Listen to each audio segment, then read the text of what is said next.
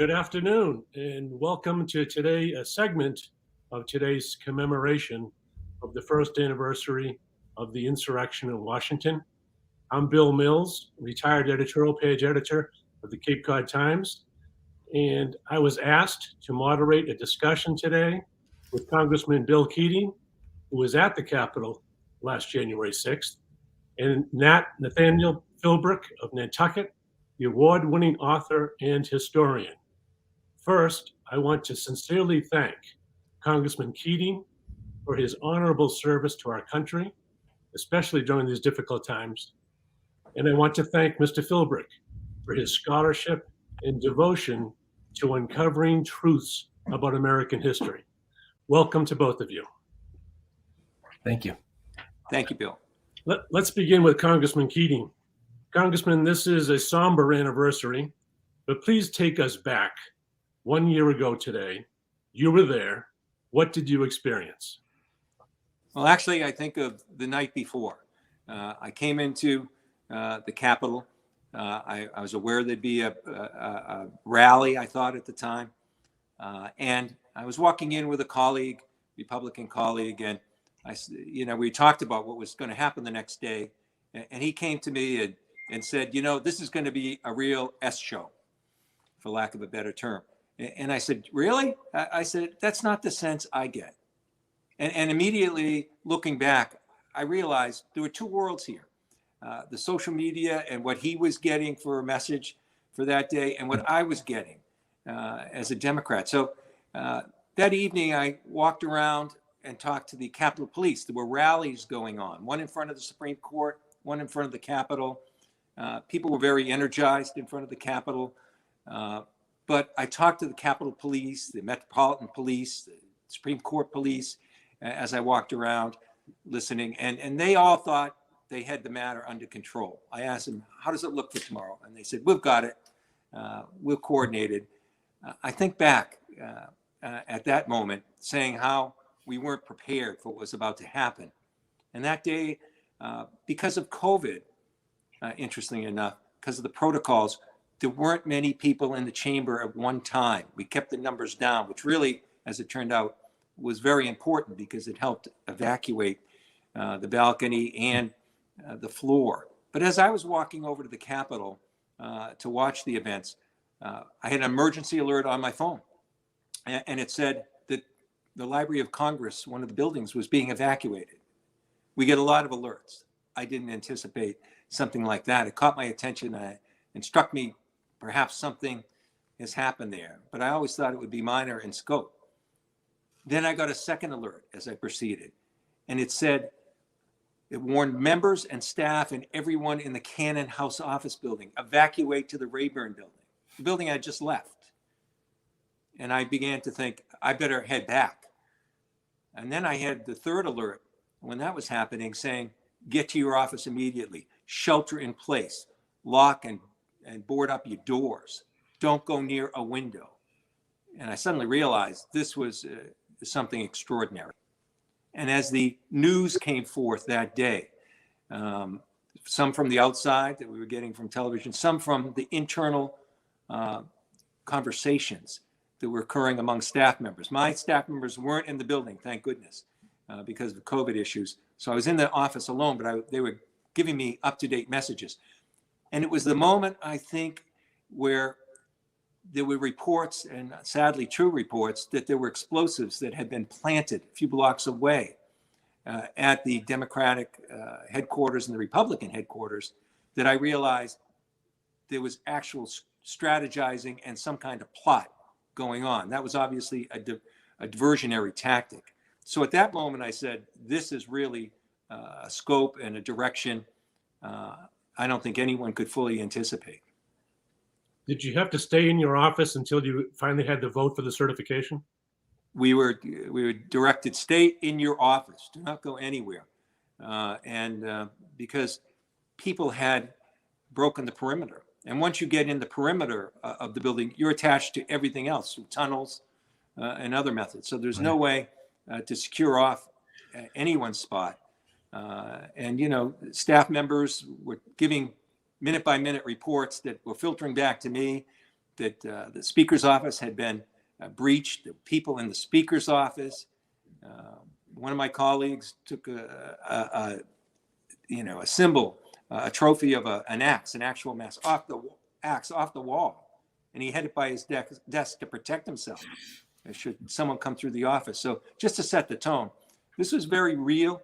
It took a turn that even those of us who see protests and we walk by them every day as we go to work, we immediately realized the severity of this and how dangerous it was. And we're getting information filtered to us just informally through staff. Right.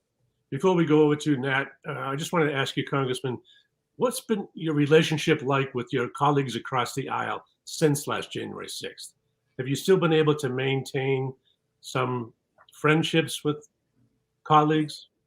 It's different since then. Clearly, this marked a difference. There's a core of my colleagues that really, because of a warped sense of ego or very extremist views themselves, that would be very difficult to work with, not just for me as a Democrat, but that same feeling has been expressed time and time again from my Republican colleagues with that core group. And these are people, some of them, that as the investigation unfolds, are clearly have had involvement in this of some nature. We're going to find more about that going on as the investigation goes. With my other colleagues, as you're aware, there was a vote to ratify the certification of the election, usually a very procedural vote. And 139 of my colleagues voted not to certify what they knew, the vast majority, was a free and fair election. Now, in their instances, I view that vote, many of them, the vast majority of them, didn't believe that the election was fraudulent. They made a calculation, a political calculus that for them, they knew that vote wasn't going to be determinative, and it was just easier for them to vote that way and not have a primary opponent, not have a well-funded opponent, not having one where the now ex-president would be involved against them. They made that calculus that it's better to vote this way. It's not going to make a difference, and it's easier for me.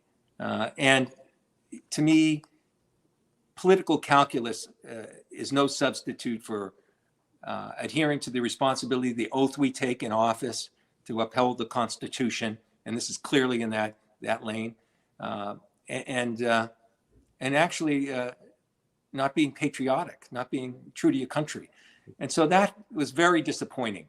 But there were people that did that. Some of those people, I really feel in my heart, if they were the determinative vote, they wouldn't have voted that way. Yeah.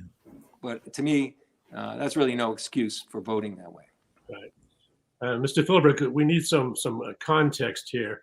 You've written some great books about historical events, including the Mayflower, The Last Stand. It's hard to capture some event that's happening today, continuing to happen today. But how do you think historians will look back at the events of January 6th? Yeah. Oh, well, Congressman Keating, thank you for that account. I mean, it's just, even though it's a year ago, it's just, oh my goodness. And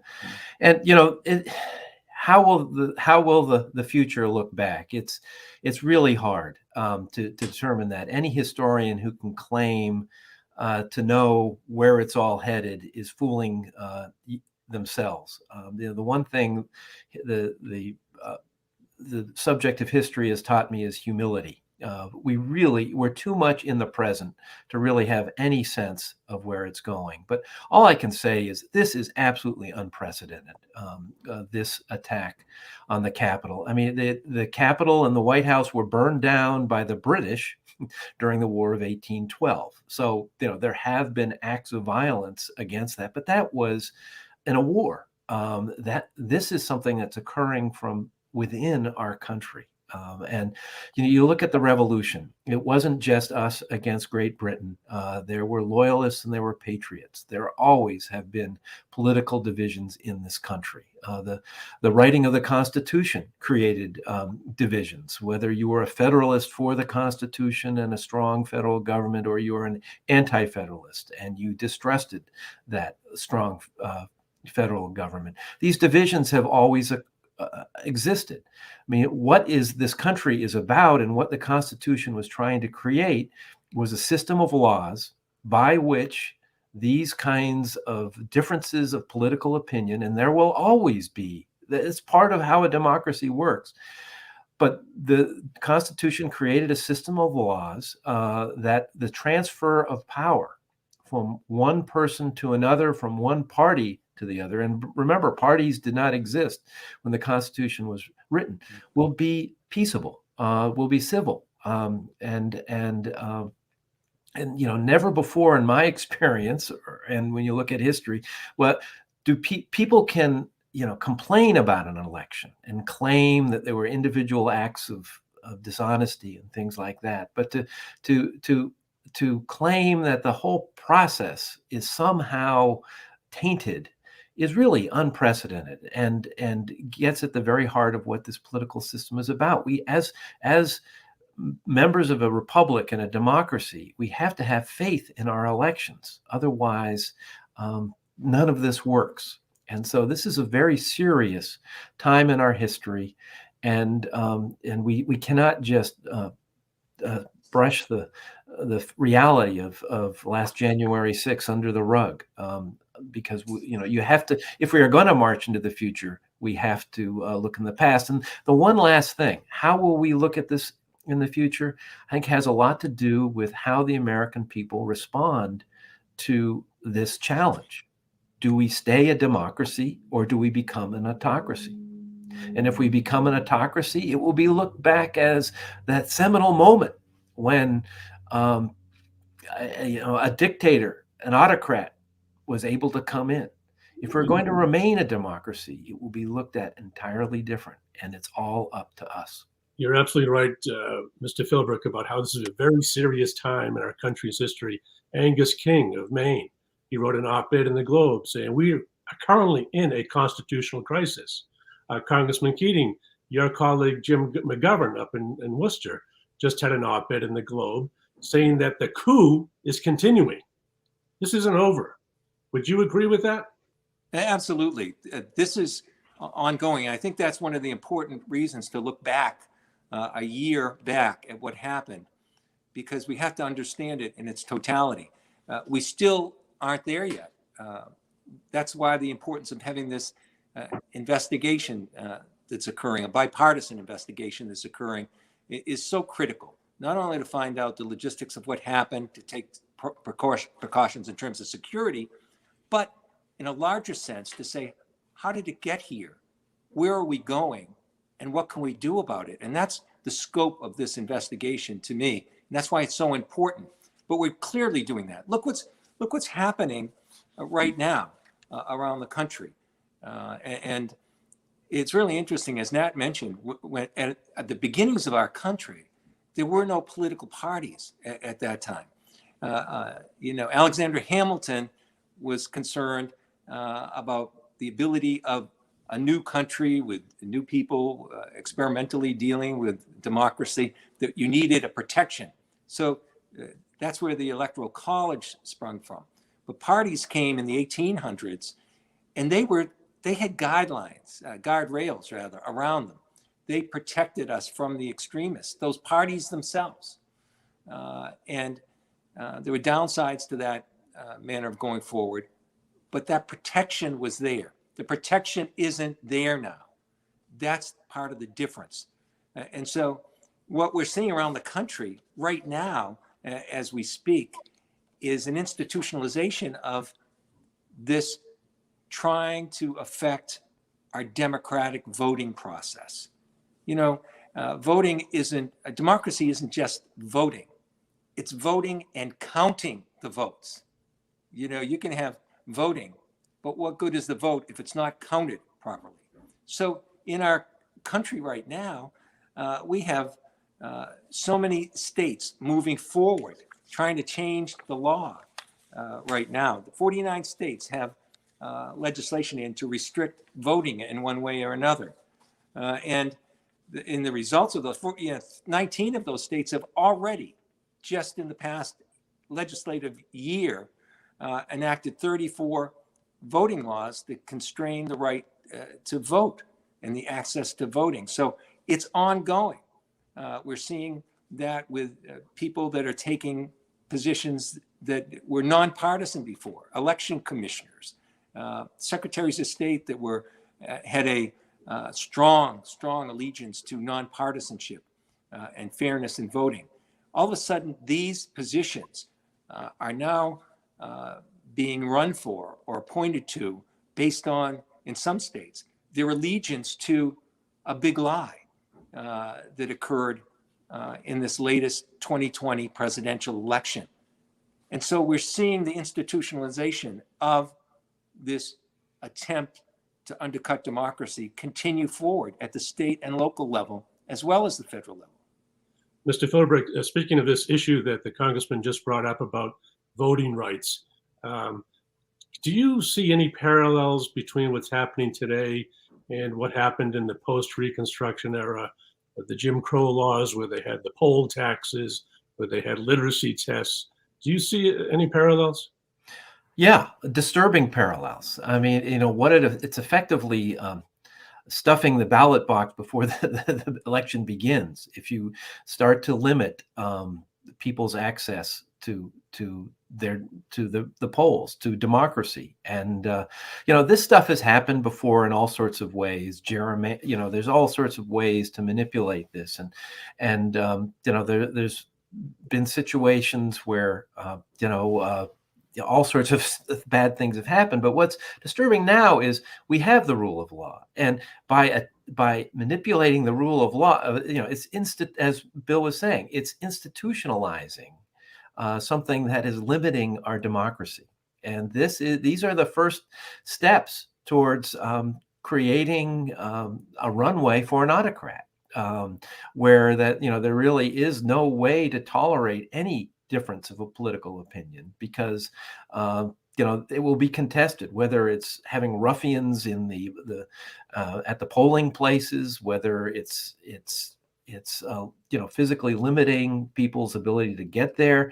I mean, this is disturbing stuff, and it really has to be something that's monitored from an objective point of view, rather than a partisan one, because where it could lead is there's so many countries in this world that show you where it will lead, and we've got to be very careful. Speaking of that, and I think Nat, you hit it on the head too, that our founding fathers were concerned about this. They were concerned about an autocrat, a dictator, authoritarian rule, and that's why they put in the Electoral College. But we've had, in our past, in our history, in our country, we've had people like Father Coughlin, and we've had people like Huey Long, we've had people like George Wallace or Joe McCarthy. We've had these people in our history, but the parties self-policed. They did not allow these extreme people to take the next step to be a candidate for president. But I think in 1968, after the Chicago Convention and other things, there was another step where the primaries, which had evolved during the 1900s, those primaries then, and the conventions, those primaries became binding after that. And people thought that was a reform, and it may indeed be. But we've seen how that system now has created an avenue for an autocrat to come in and move. And those informal safety controls that the parties themselves, the major parties, controlled, are gone.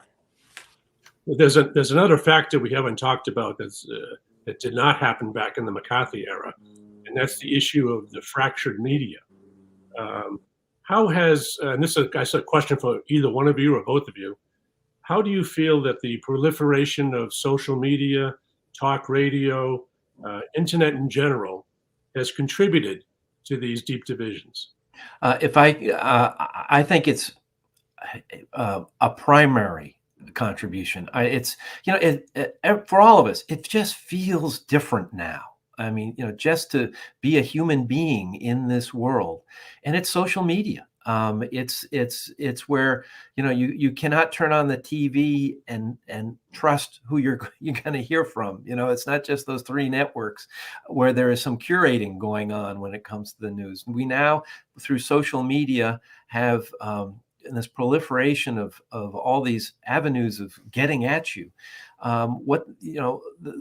You're not getting expanded points of view. What you're getting are people getting into their little bunkers of what they believe and reinforcing those beliefs. And once you're in the bunker, it's very easy to manipulate what you learn.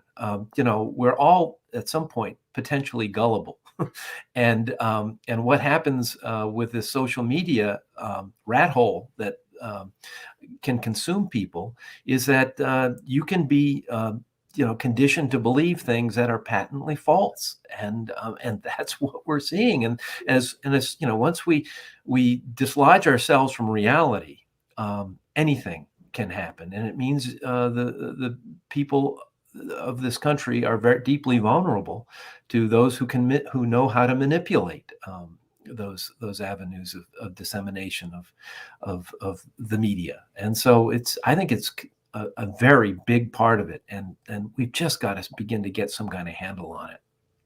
Yeah, I think the story I relayed at the outset of a Republican friend of mine walking in to our offices, both of us had a different reality of what could happen the next day on January 6th.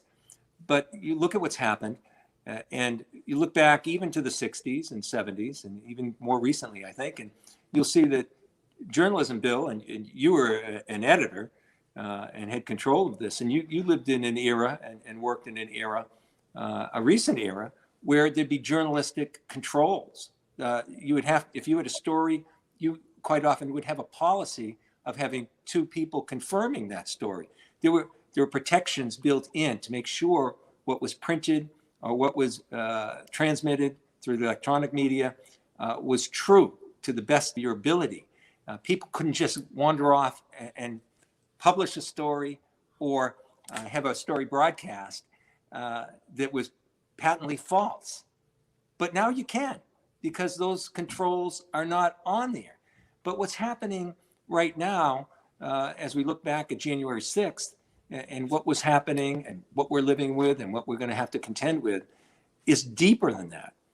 When people are authoritarian figures, and you see it, whether it's in Hungary with Orban, or Putin in Russia, or Xi in China, Erdogan in Turkey, you can go around the world. But you see the next step, where the media is delegitimized by these authoritarians. In some countries, they can censor that, as they're doing so successfully in China and Russia. In other countries, they can just contest it and spread falsehoods to undercut the truth that way. And this demonizing of the media, historically, I think Nat probably can reflect back on this, back to our own early days, perhaps. But the demonizing of a legitimate media and free press is part of authoritarian rule. And indeed, it's one of the real threats we're facing today. Absolutely. And Bill Mills, from your experience,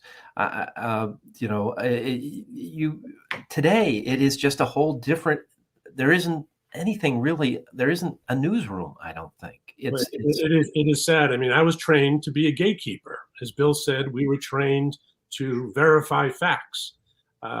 And what kills me is that I think a lot of young people today, they're not media savvy. Like, I've tried to teach my kids how to decipher a credible site from a site that is not very credible. Right. And my own adult children have told me that most of their friends don't know how to do that. So it is scary. And this whole thing about everybody's a citizen journalist these days. Journalists were trained. I went through 4 years of college to learn what I learned. But it's like, would you get on a plane with someone who doesn't know how to fly a plane? but people are willing to accept information from illegitimate sources, and they don't realize how that's a threat to democracy. Democracy depends on an informed citizenry, and unfortunately, it seems like half the country is not well informed. And Bill, you mentioned the word scary with journalists. We know around the world that so many of them have been imprisoned, so many of them have been killed. But think back to just recent times. I mean, even in this era, there were packages sent, threats of bombings for CNN and other news media, threats to journalists, career threats, but also physical threats and violence to media. We had, the ex-president has done the same thing with his rallies and things where he would demonize the media, but also incorporate physical threats to media. They better watch out. There's a Second Amendment. There's a lot of these are real threats. Yeah. He called the press the enemy of the people. So it's part of their strategy. The term fake news was coined by him, and now we see it being used in Brazil, in Turkey, in Hungary, and Russia as a common term. And that, I think, is a very important point. That America used to be kind of the beacon of democracy for the world. And, and without it, I think a lot of countries would, feel less confident in what they were trying to do in terms of a democratic process. When you watch the United States of America begin to waver like this, it has repercussions that go way beyond this. I remember I was giving a talk in Germany and in Berlin, and right there where the wall used to exist, and the person driving me in from the airport was saying, "We look to you, your country, as the longest surviving democratic country out there," and I hadn't really thought of it in those terms back then. As a historian, I kind of think of us as the late arrivals to Europe.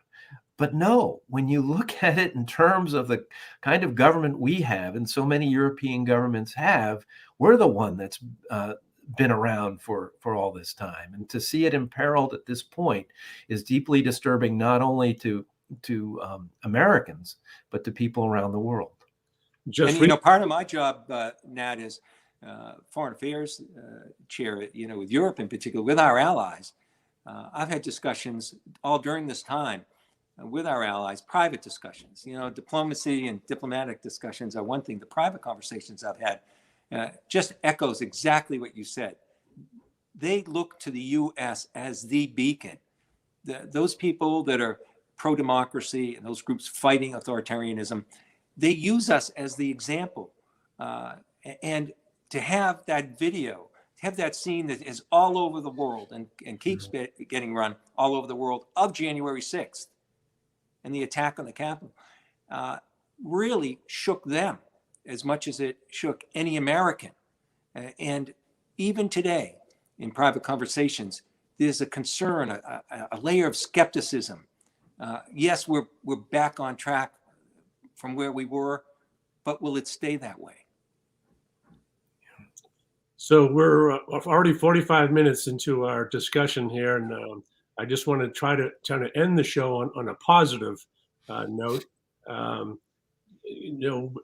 Bill, this afternoon you're participating in a stand out at the Falmouth Village Green.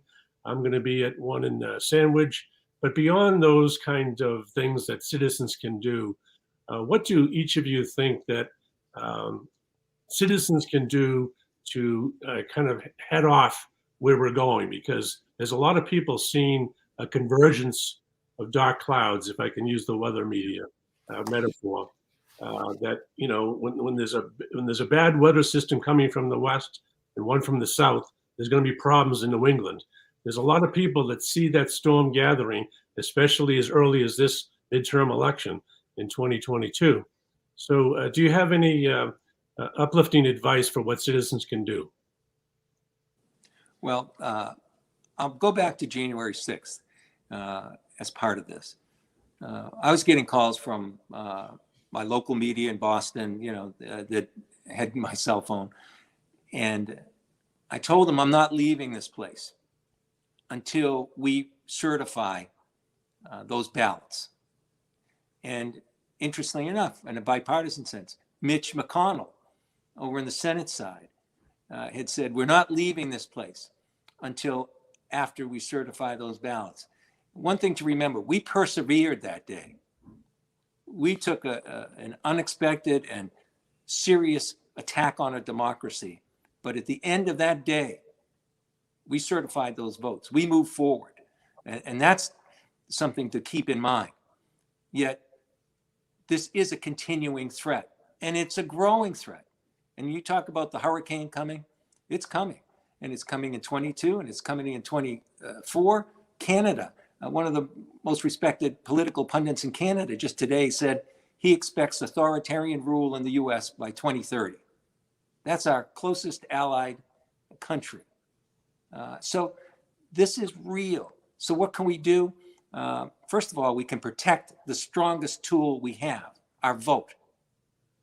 And there's legislation that passed the House that should be taken up by the Senate, the Freedom to Vote Act, that gives some type of balance and protection in place to some of the outrageous actions that are taking part in state and local governments on the election front.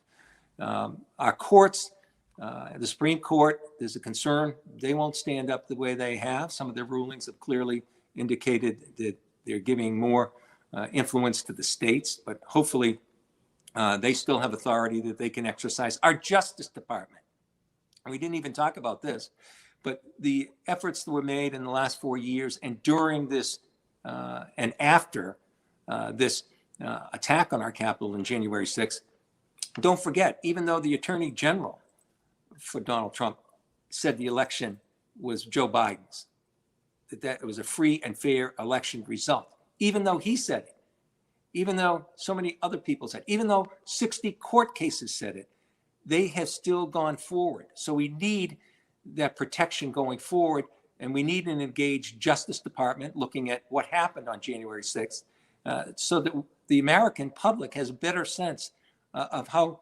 serious this was, that this included an actual plot as part of it, an actual coup as part of this. First thing we have to do is get to the facts and the truth of where we stand and what happened.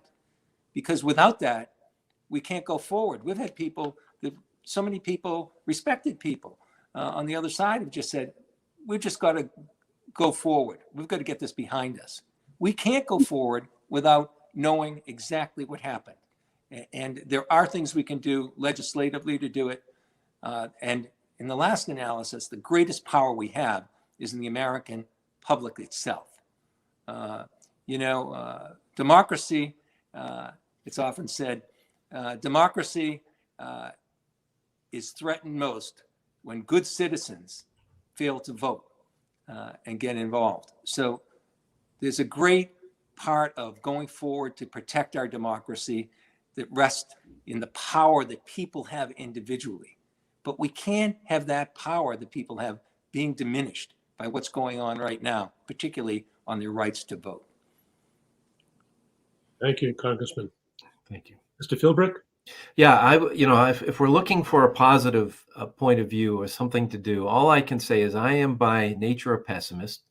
But when it comes to this country, and when it comes to the resilience of the institutions that were created by the Constitutional Convention, I have real faith. Bill, you referred to people that if the vote counted, you think they might have voted differently. I think we may have the storm clouds may be breaking soon, and people will have to actually look the horror in the face. And my hope is that people from all sides of the aisle will be willing to say, once they've seen what actually was going on, this is what happened. So this country has seen a lot of challenges in the past. We were born in a revolution. We were born out of violence. A kind of contained combativeness is a part of a democratic process. We've contained it. It's messy, it's confusing, it's inefficient, but no one has invented a better system of government. And I have faith that, yes, it's not going to be necessarily pretty, in the months and years ahead. But hopefully, people will be able to, we'll get through this, and it will be our institutions and the rule of law that will ultimately prevail. And I would be remiss, Bill, before I hand it back to you, and Nat, thank you so much for everything you're doing, to say integrally in this is the freedom of the press. How much we've learned about what happened on January 6th, how much we've learned about so many of the things that have undercut our democracy of late and going into the future, I'm sure. We need a free and engaged press to go forward. That separates us from the other countries as well. And I dare say we would know half of what we know now if it wasn't for an engaged press going forward. And instead of demonizing that press, we should embrace that freedom that we have. And we should work with the knowledge that's there and have some confidence going forward that as long as we adhere to a rule of law, as long as we have a free press, and as long as we have an engaged citizenry involved and elected officials who will speak up even to their own detriment politically, there's reason for confidence going forward. But those are pillars that we have to have. Congressman Keating and Mr. Philbrick, thank you so much for your time and your insights. You've left a really good ending message for our viewers today. Thank you again for your time. And thank you, Bill. Thank you, Nat. Thank you, Phil.